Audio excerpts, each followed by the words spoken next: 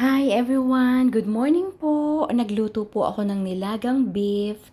Nilagyan ko po siya ng zucchini, cabbage, and patatas. Ayan. Lunch po natin, dinner na rin, at hanggang bukas na rin po natin itong pagkain. Sinamahan po ako ng aking mga kaklase sa academy. Habang niluluto ko po ito, nag-live na rin po ako sa aking Facebook Reels. Ayan. May kanin na rin po tayo. So, ayan, okay na po yung ating lunch.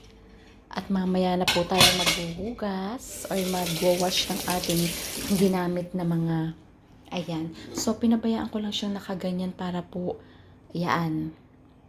So, ayan guys.